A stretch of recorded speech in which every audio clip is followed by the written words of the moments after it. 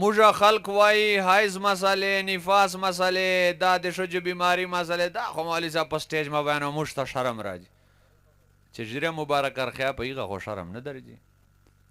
ګانا باجه چې غږه په دې خو شرم نه درځي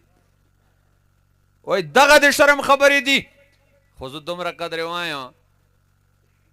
حیض چې دا ښځې ته ماهواري بیماري ورکېږي دې چې کورواله سره کورواله حرام دي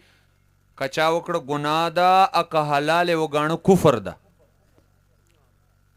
نورې مسلې حیض وال نه کوم دومره ترشوم چې تاسې نه پوښتنه کوو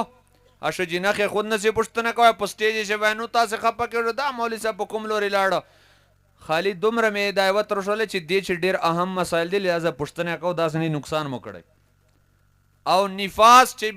ښځینه بچای پیدا سي تر 40 ورځو پورې نفاس ډېر ښځې داسې 40 ورځې نه پوره نه بیا روزه لري نه لمونځ نه ډېر لمونځونه ضایع کړي دي روزې چې بچای پیدا سي دې بیماري ته نفاس وایي دا کر وجه بعد شسل ښځینه کدوه و کلسو بعد بس پاکي به کوي په دې غسل وس فرض دي تر 40 ورځو به نه ناسته هغه بعد د لمونځونه سټارټ کوي که رمضان روزه و روزې دې سټارټ کوي کني دا فرض روزې ګناه وکړله لمونځونه هسې پرېښله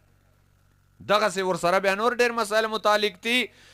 لہذا دا مسایل چې څوک واده کوي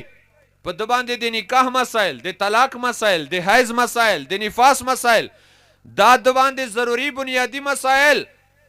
ضروری دي چې داسې نه وي چې نقصانونه کړي او بیا دی د کورواله رهنمایي هم وکړي ځکه چې دی شرمګاه خود شرمګاه خو له موږ دا پوښتنې نسي کوی